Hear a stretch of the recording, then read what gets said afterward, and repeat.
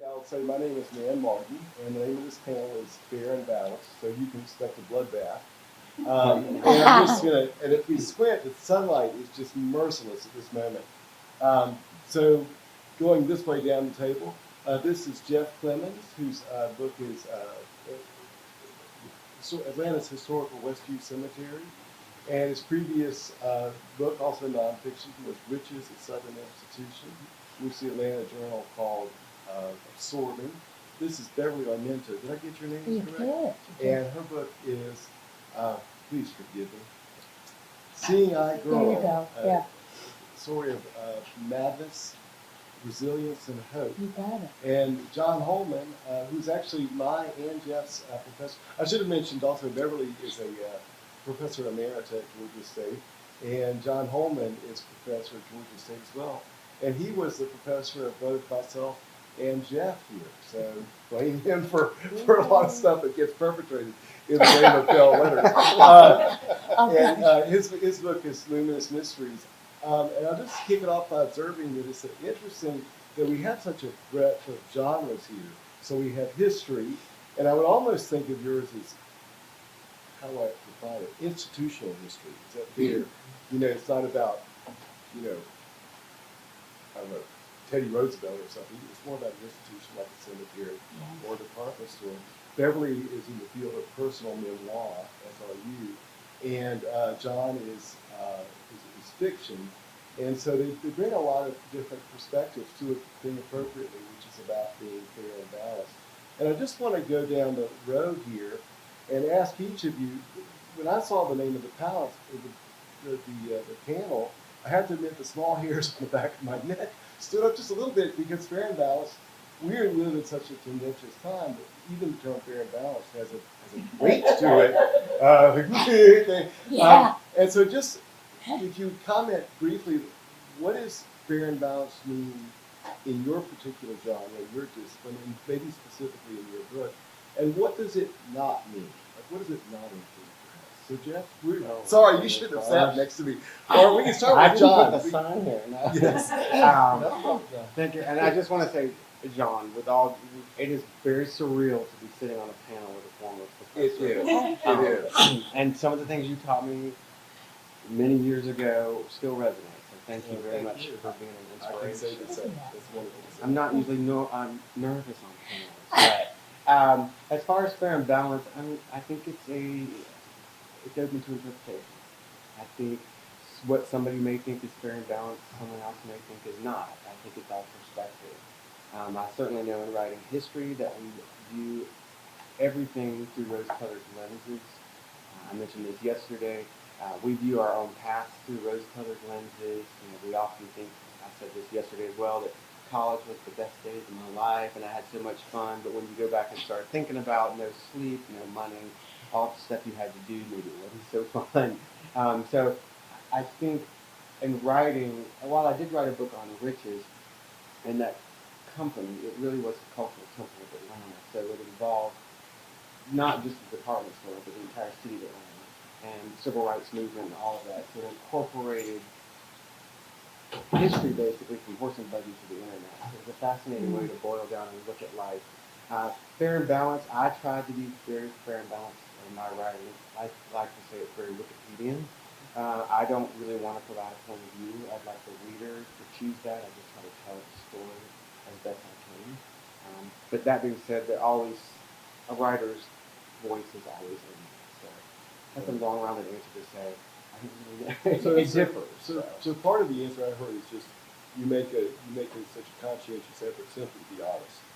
Say this is what's real. You're dealing with a complex history of race relations, among other things. How do you, now I can't phrase my question, how do you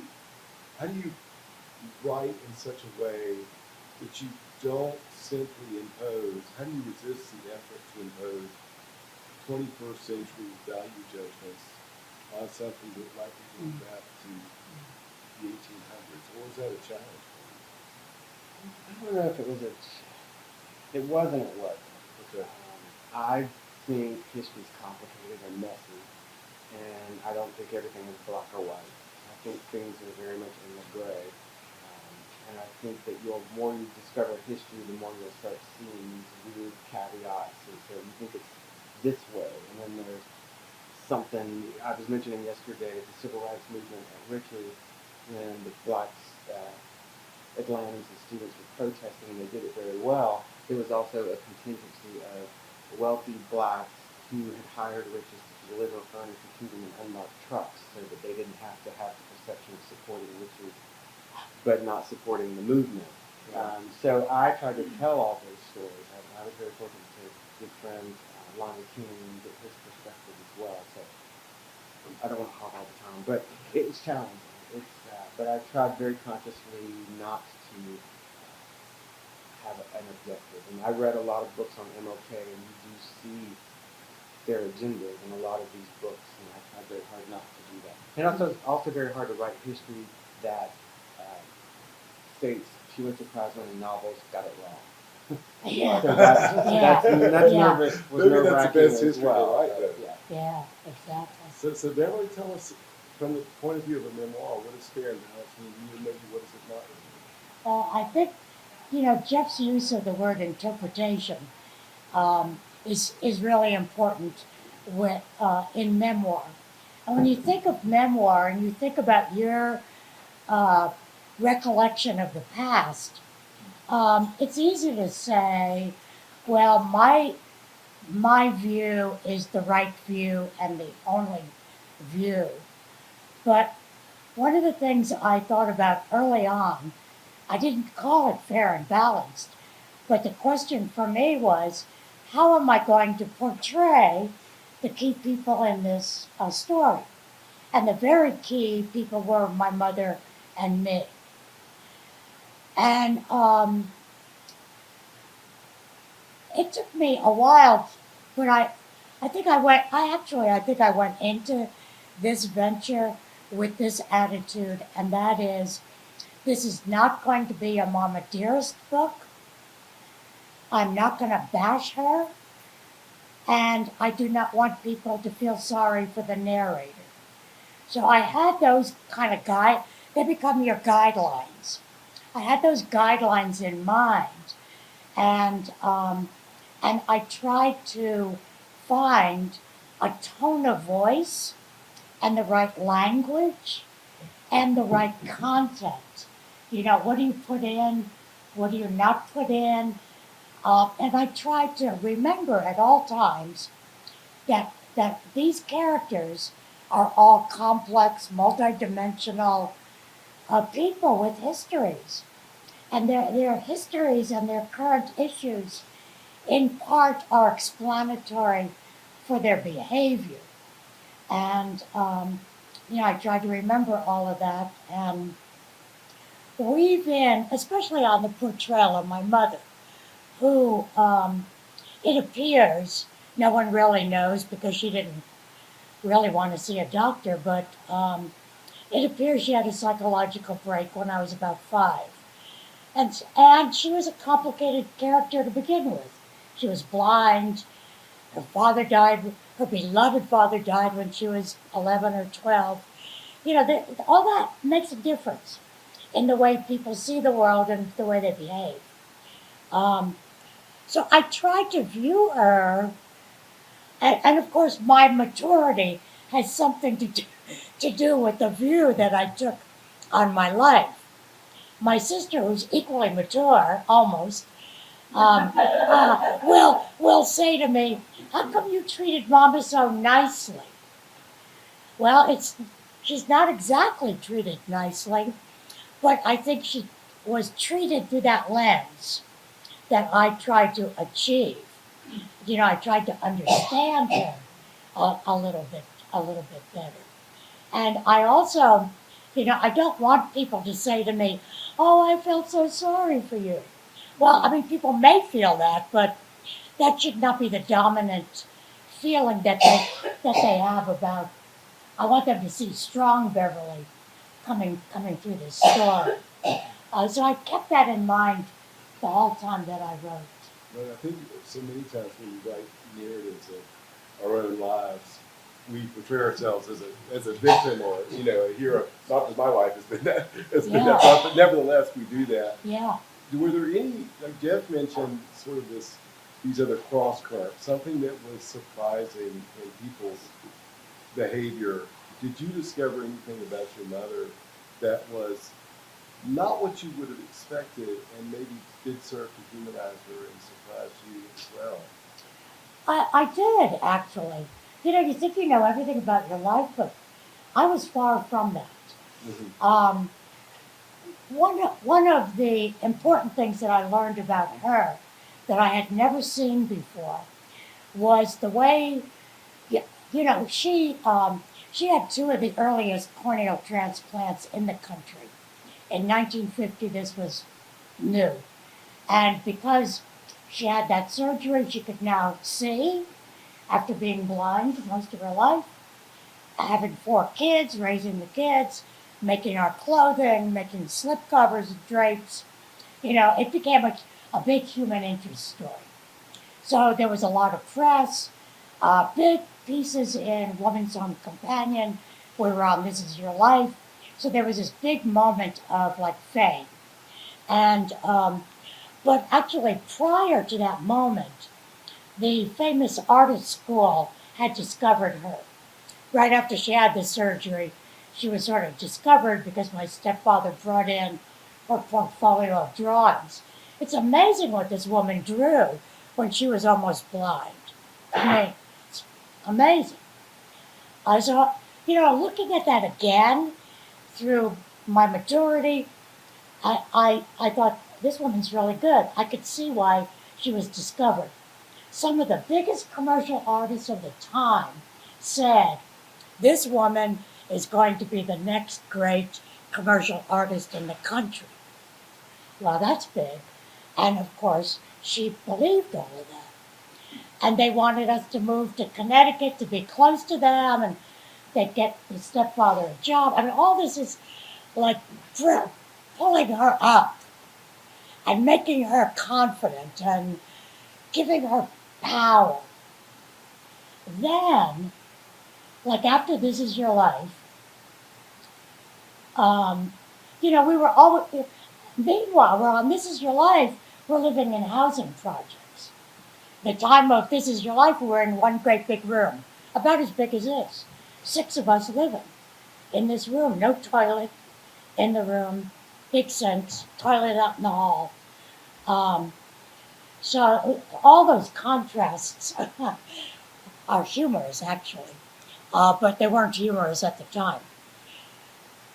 So now I'm looking at her portfolio, which now includes all the lessons as they come back from famous artists. And as she's doing these lessons, they critique her what I would call harshly. I mean, teachers know how to critique and how to critique. But I thought it was pretty harsh. And here's a woman who's been blind all of her life, has never had formal training in art, and wants to be a great artist, and has proven herself. But she can't do it. She doesn't understand perspective. Well, that makes sense to me now. But apparently it did not cause the critics at Famous Artist School to have much compassion toward her or to say, we need to back up a little bit. You don't need to do the programmed lessons. Let's teach you a little bit about this. But they didn't do that. They gave her B's, then B minuses, then C's, then C minus. You could just see the progression. I laid these out chronologically. I thought, holy shit, that's what she was feeling. And so there comes a point by 1956 when she's going blind again because she's got this disease that reinfects the cornea. She's going blind again. I know now she must have been very depressed because of this feedback she was getting. And she does not, when we move to this new place, she does not put up the easel and her art table. That was the end of her lessons. And when I realized that, as I'm writing, I did not fully get that when I was a kid. I thought, oh my, oh my. And it was such a tumultuous time at home. She was making poor choices. Now those poor choices fit into this context of my awareness. So I took pains. I mean, it wasn't painful to write it, but I made sure I tried to get the reader to see that too. That this was a point where we should have compassion for this woman. So that was a huge insight that I did not have before. So, John, you've got sort of a unique as a fiction writer because everything you put into a story is true of that character. Like you don't have to be faithful to historical reality or to personal family history. How how do you see being fair and balanced to characters that are fictional? Are you fair and balanced in terms of treatments of general topics? Well, what you guys have been saying is fascinating. So I hardly had time to think about what I would say, because I'm so interested in what you guys have had to consider in writing your works. But yeah, it's a hard question about fiction writing and fair and balanced because it's not journalism. I don't. I'm not trained to think in terms of being objective. But I am aware that you shouldn't approach a story, writing a story with an agenda, you know, a political or social agenda. You want to try to tell the truth about a particular person in a particular situation, whatever that truth might be. But at the same time, when I realized I was going to be on this panel, I had to do some research to figure out, how can I think about objectivity in fiction? So I came across a few quotes that I'm going to share with you. And famously, Anton Chekhov wrote that the writer should not try to solve such problems as those of God, paganism, and so forth. What is obligatory for the artist is not to, quote, solve a problem, but stating a problem correctly. So if you can endeavor to do that, just describe the problem, in a clear, unambiguous way. Maybe sometimes ambiguity is a problem, but that's what the fiction writer's goal should be, according to Chekhov. Janet Burroughs wrote that a story speculates on a possible truth. It is not an answer or a law, but it is supposition and exploration. Its climax is an interim solution to a specifically realized dilemma. I know it would be better if you guys had this language in your hand so you could look at it, because some of this language is a bit complicated. She goes on to say, in any case, while exploring an idea, the writer inevitably conveys an attitude toward that idea. So it's difficult. Once you start to choose language you're being subjective, when you make a choice. And just some very basic examples is the difference between using the word home and using the word house, for what the connotation is, for each word. Or, and I'm sure journalists have come across this too, and have been criticized for it in some cases, using the word riot instead of revolt, depending on, the perspective of the observer of that activity.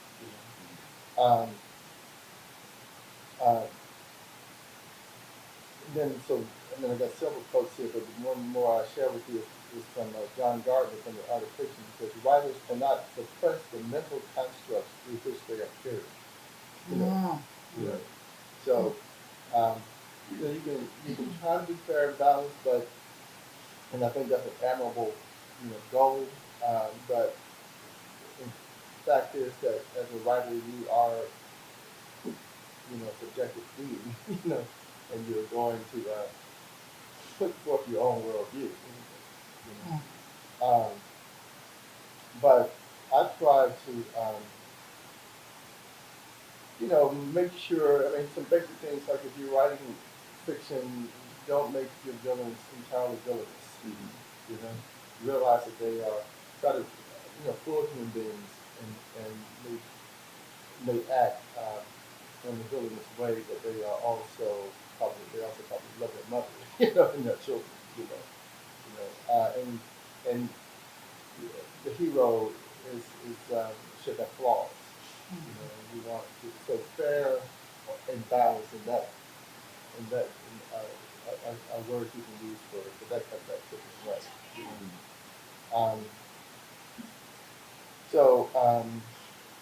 I try to see I want to think that people are basically good, and my stories, I think, try to describe the struggle people have coexisting with other people with compassion. I mean, so you want to be good, you want to be compassionate, but it can be a struggle sometimes. And so, try to show the rounded aspect of human behavior, human beings, and that we can be good, and sometimes they're afraid to live up to their own ideas. There's something kind of fun, and there's only two genres I know where this occurs: Marvel Comics and certain Shakespearean tragedies, where someone will just step forward and says, "I'm a villain," "I'm the bad guy. Watch me do that." Yeah. And there's a fun to that. There's Jeff may have read the same essay in your class. One of the essays was about not letting all the arrows point in the same direction. And the idea is, there has to be at least a few contrary examples, whether we're dealing with a hero or a villain. Would you share with us some in your own fiction a character that you had that we've heard about surprises. We're surprised at our mother's art career and the terrible disappointment she had faced, or behavior of people around the protests at witches. Was there a surprise you discovered about one of your characters, and did it occur organically, or did you just say, okay, by golly, the killer must have had a puppy? Can I add something before? Oh yeah, no, you can't. Can I add something? Yeah, of course. John and I have had a few conversations about objectivity and things, and maybe this is the difference, and maybe not with fiction and history. I think truth is subjective. And I explained yesterday in a panel, if you a person on every corner of an intersection, they see an accident. That accident is filtered through their truth. It doesn't make what they see as wrong, but they could all completely not agree with each other. Right. And I think what I try to do with history, particularly with the civil rights stuff, was to read all the narratives from the white perspective, black perspective, the in-between narratives and all that, and try to balance it that way. Correct me if I'm wrong, I wish I could write fiction, I don't know that it's in my wheelhouse, but with fiction, you are allowed to tell a truth to that character. Yes. And you don't have to necessarily incorporate the other truths. Yeah. Maybe that makes a difference. Yeah. No, that's a great point. Yeah, thank you. As far as, I've written a lot of stories and I don't remember them all. But I referenced a story yesterday in another panel called Rita's Mystery, in which it's more or less a monologue where a character is talking to an audience of alcoholics and anonymous members of it, and he's giving a testimony for the first time, and he's struggling with this concept of faith that he thinks the people he's speaking to have, that they're using to help them overcome the obstacle of their addiction to alcohol. and he starts telling a story about his wife who was arrested for DUI. Um, and he tells the story that she told about being kidnapped and forced to consume a lot of alcohol. You know, and he's struggling to have faith with her and her story. So, so you know, I don't know if this is answering your question exactly, man, but I was, you know, wrestling with, you know, who's the good guy? Is this wife someone who can be trusted? Is this man somebody who can be trusted? You know, and you know, he's telling a version of her story through his lens. You know, so it's just so to Jeff's point, you know, it's all a matter of perspective, you know, and reliability, and you know, from his corner of that room where he's looking back on the story that his wife told him, you know, what is he trying to prove? You know, Yeah. And what was she trying to do? Was she trying to get out of DUI, or was she, you know, being someone who's just, you know, like a lot of junkies and addicts, you know, lying? Yeah. But so I was trying to find a balance, I guess, between narrative of voices, really, you know. And so that's another angle about fair and balance, you know. Jeff is right. You know, I'm not trying to read everything.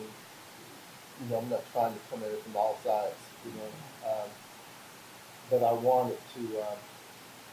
In that story, I wanted to have equal weight to the two voices that were being heard. But you know, and both were being heard through the vehicle of that man giving the testimony. You know, he's talking his story.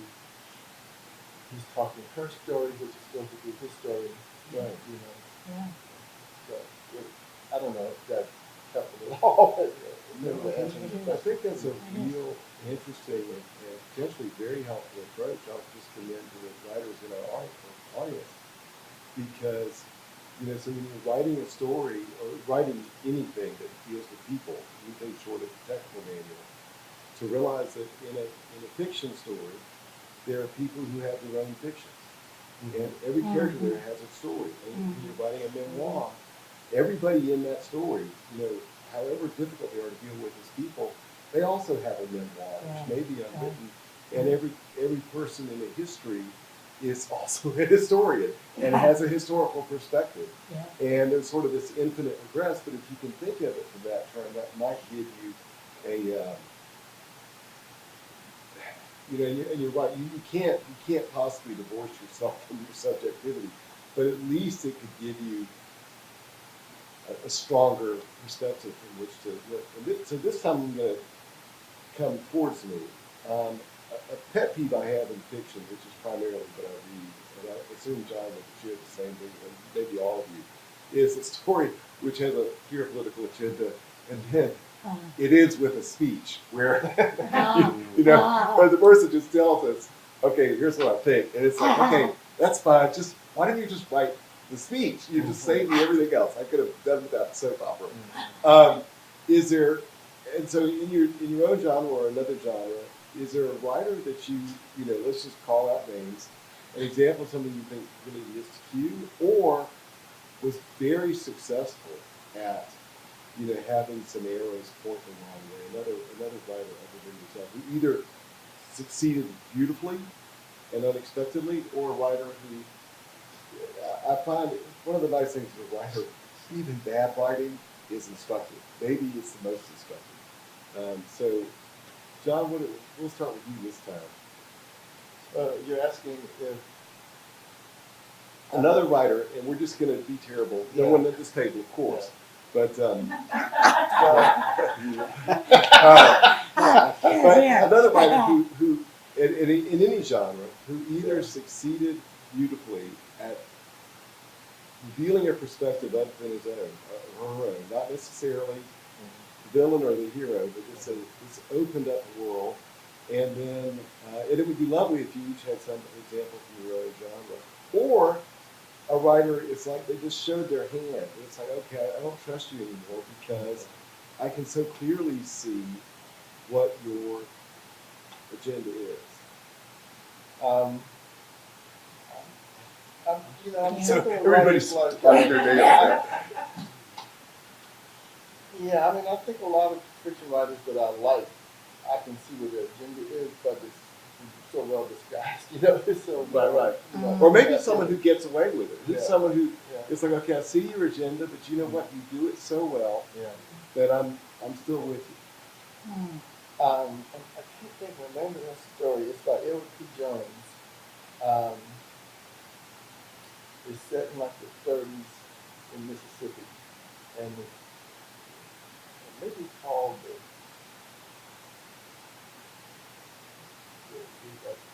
train porter or something like that.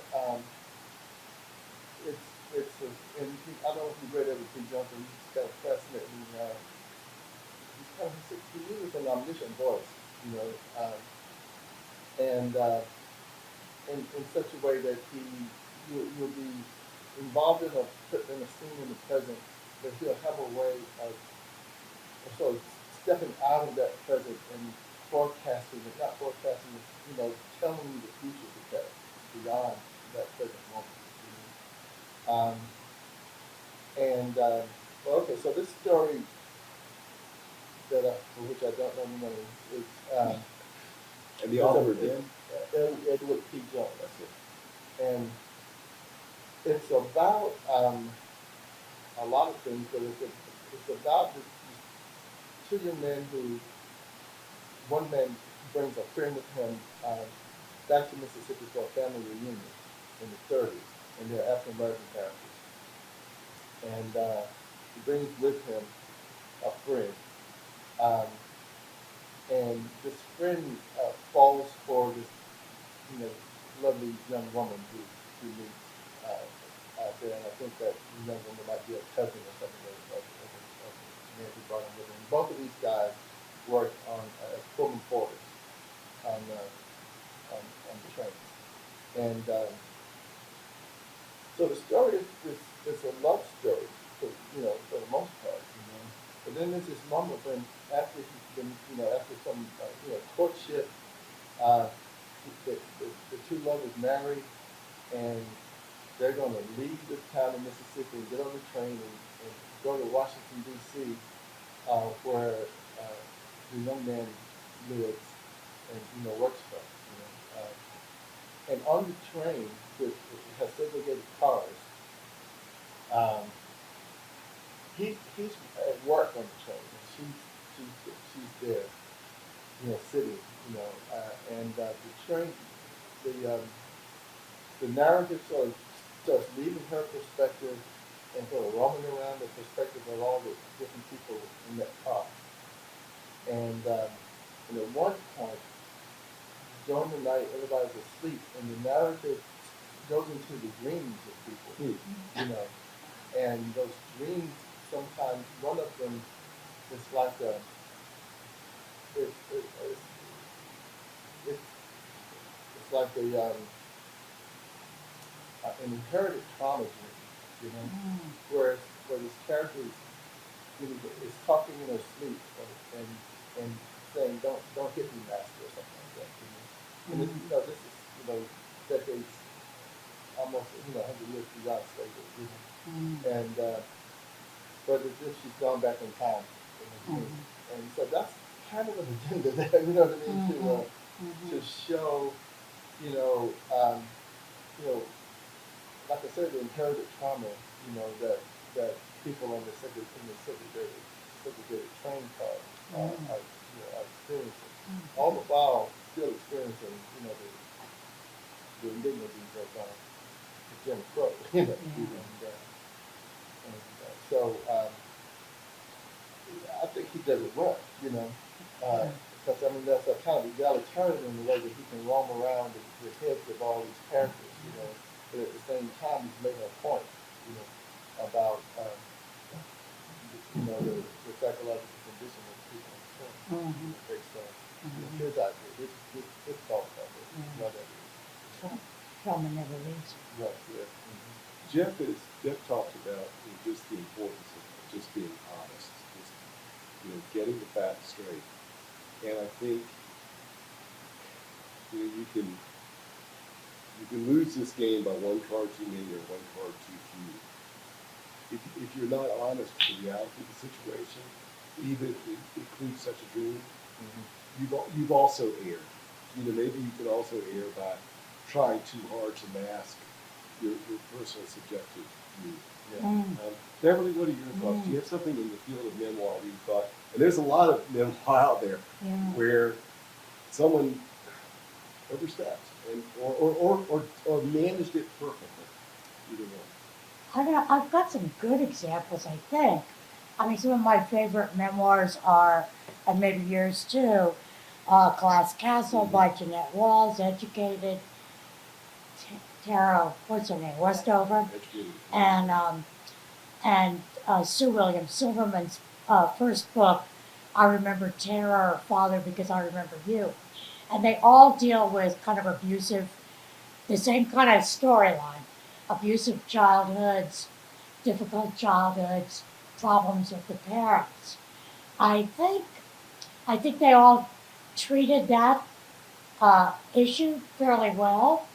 I know of those three, Tara Westover is the only one that I know who's gotten a lot of criticism for being unbalanced with the treatment of the family. Sue William Silverman, I mean, this is an awful story. The father starts sexually abusing this child when she's 5 years old, and continues that all through up until early adulthood. And the mother, doesn't see, and all of that. I mean, it's a pretty raw portrayal, but I think she also did that in the context of who else they were. Of course, he was a big, important person in the community. He was the bank president. He was this. He was that. He had a face to the world. And, of course, the mockery of all of that kind of comes through without her having to say that, but she paints his background. I think Jeanette Wall's portrayal of her parents was always gentle, to my recollection of the book. Gentle and loving. She loved them and all of their flaws, and cared for them. The same as Sue William Silverman also goes back and cares for her father in his dying days. I mean, that's like the ultimate act of love, and I think that the ending helps you reflect on the whole thing. Of course, we all love our parents, in spite of it all. At the bottom line, I say, or at least we try. We try to. So I don't know. I don't think of any bad. Except I hate to say this. Say it. What's her name? Machado. I can't remember her first name. Anna Marie. That's probably not it. She's got a recent book about her female lover who was abusive to her. And I don't know. I didn't feel good reading it. I mean, the content, there's nothing wrong with the content. But I think it was a little lopsided in her portrayal of her lover. I don't know, you guys have to read it. But it's a funny thing, so like Educated, which is very extreme. Like, yeah. Oh, holy cow. Yeah. But for reasons I can't explain, it had a ring of truth to me. Yes. It felt like this is the real deal. And when I heard the family push back, which I completely understand, my sympathy was still with the author. I'm thinking, you know what, this just feels real. I can't, I have no idea why, you know, it certainly was pretty horrific. You know, man, I felt the same way when the brother, now of course the brother was abusive to her, Right. and she said it. And who wants to be called that? You know, he's still alive. And, you know, I guess he felt he had to stand up for himself. But I thought the whole thing was honest too.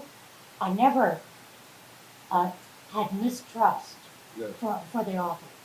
And I think she's kind of been quiet since that book. And you know, I'm wondering if that some of the feedback kind of got to her. Or she said what she had to say, and it's And like, that was I'll it. let it stand for something. So Yeah. Jeff, are there any, and you've actually, in the compiling of histories, you've read other histories.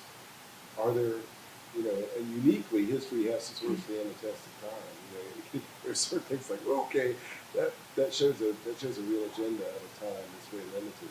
Is there any history you can point to that is either wonderfully successful, showing the full canvas, or betrays a limitation? I shouldn't probably admit this, but I don't read a lot of history. Fair enough. To be honest with you. It's not my forte. I was a lit creative writing major under John, and you know, I love not historical novels that we think of now, but the big, long books of the 19th century. So there's some histories, I find sometimes histories can be too didactic.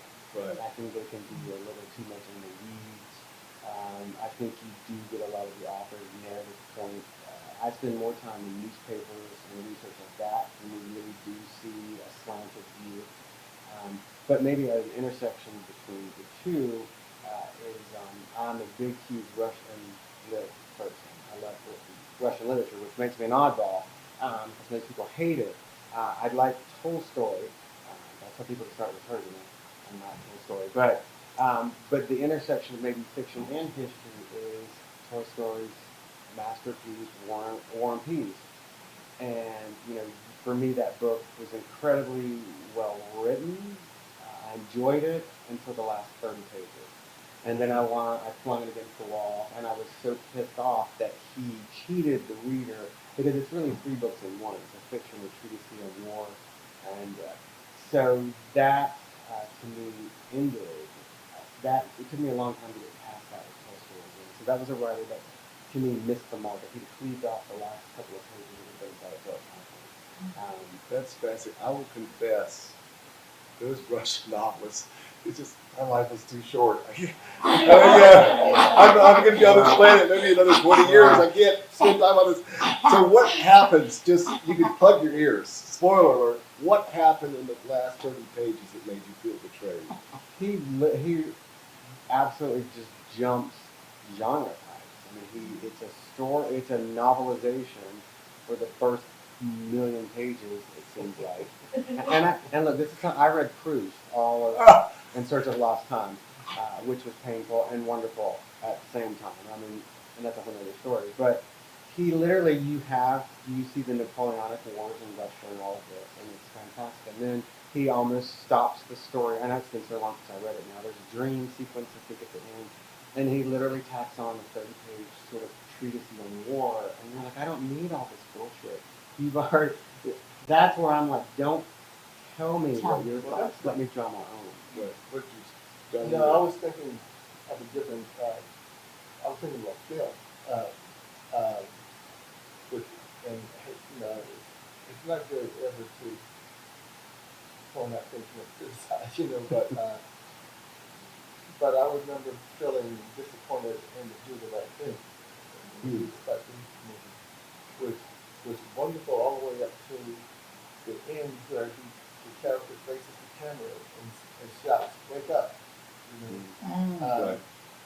So and I said, well, you know, the movie's already, you know, should have already, you know, rendered that idea, you know.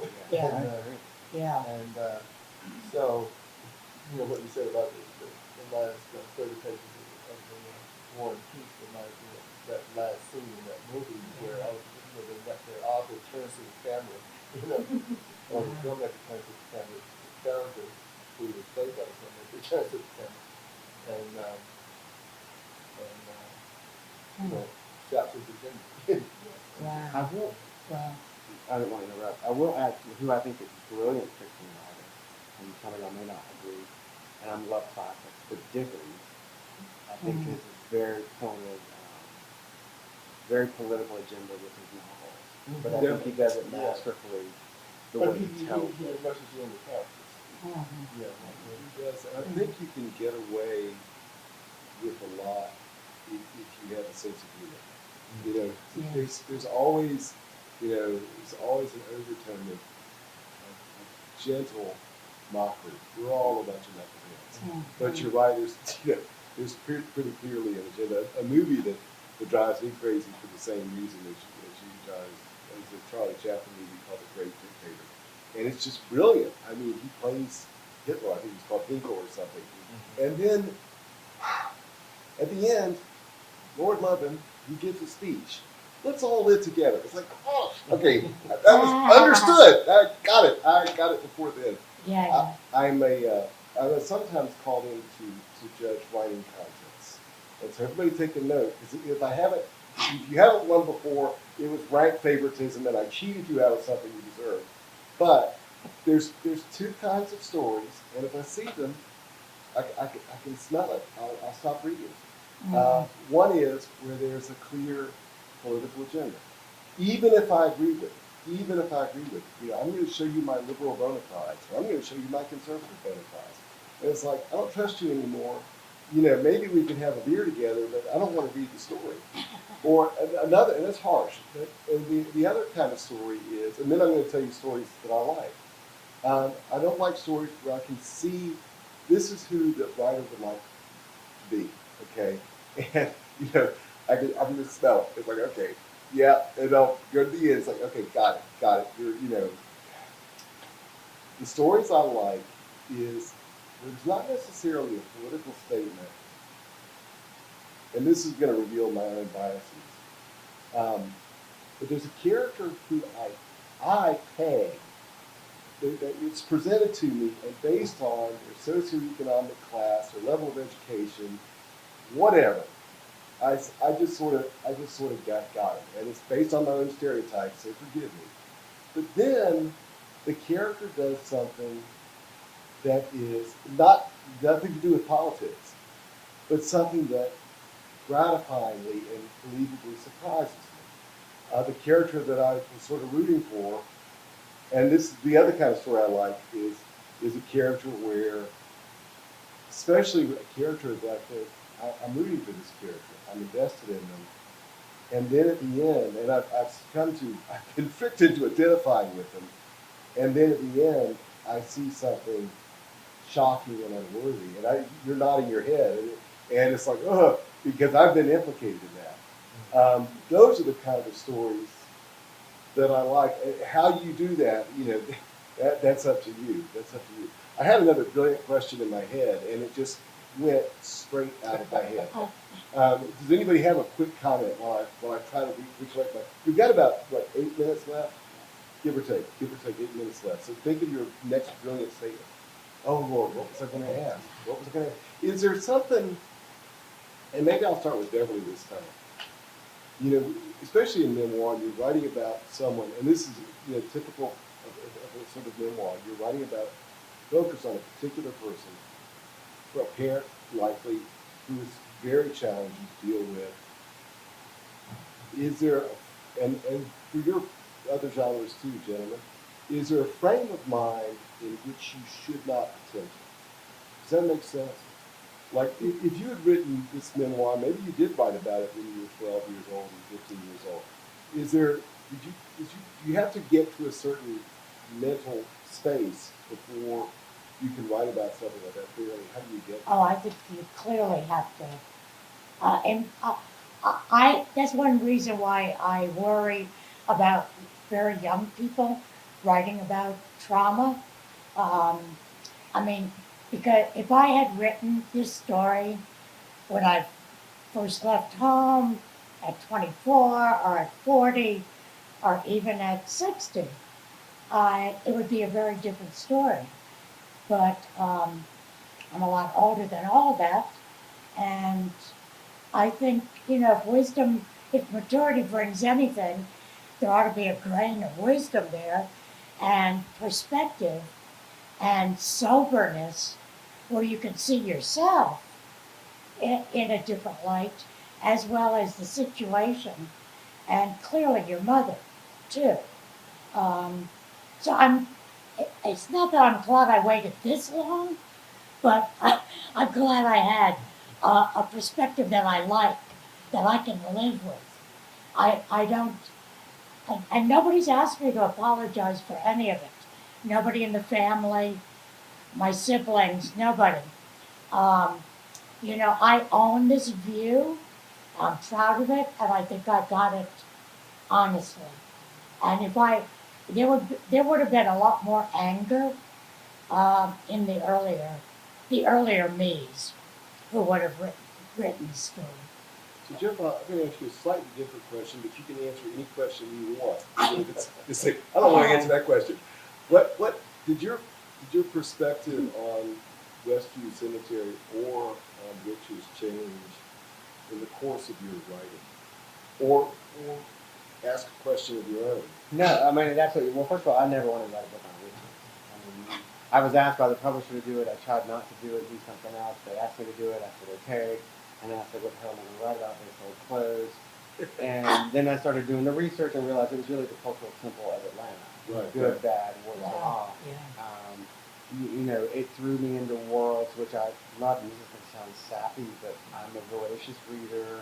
I've always been a voracious reader. And I think literature prepares me for different circumstances. I know that Yeah. sounds kind of stupid, but I'll never forget when I met Lonnie King for the first time, who led the sit-in movement in the 1960s.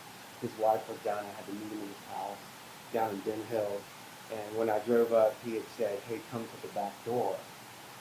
And for me, that was so apropos that as a white writer, it was not a slight towards me. His wife's medical stuff had been pushed in the front door.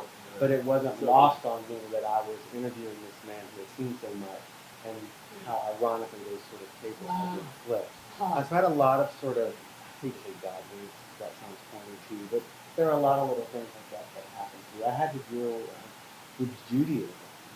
One thing I told was my book wasn't Jewish enough. And I'm like, I didn't write a Jewish book. I wrote a book on a department store and on corporate history.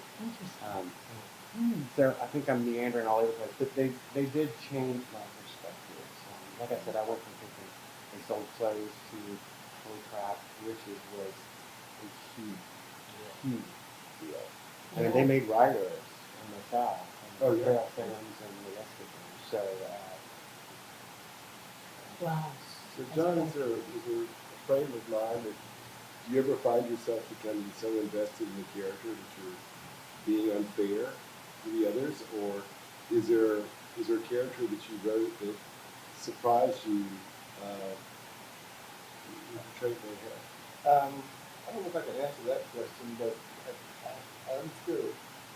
Maybe I misunderstood a previous question, but based on the one that you asked me now about a frame of mind from which you shouldn't try to write. I don't think you should write fiction with fresh emotion. I think you should be so close to the emotional aspect of your subject. I think you need to stand back and like you've done with your memoir, and apply an emotional maturity about the subject. So you shouldn't, because then your agenda's going to show. If you're angry and you're writing out of anger, fresh anger, you're not going to be fair. Even if you're writing out of fresh awe and love, you're not going to be fair. So I think you should let the experience sort of percolate for a long time, and gain a perspective, a different perspective on it, so that you can still remember the emotion, and then you can give that emotion to a character rather than have it be your emotion as you're writing. Here, we've got about a minute. And in just a moment, we'll give our panelists a round of applause for their wisdom and their insights.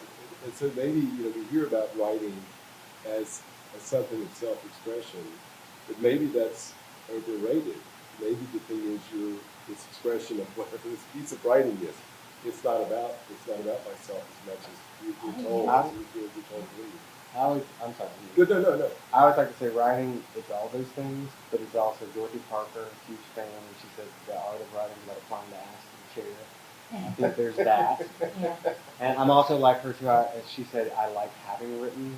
Yeah. And, Yeah. Mary Hood Yeah. always gave me some good advice, and she said, writing is lonely and it's hard work.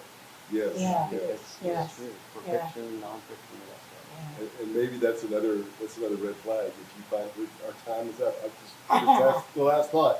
Is if you're enjoying it too much, you may be doing something wrong. Guys, let's give these folks a round of applause. Thank you so much.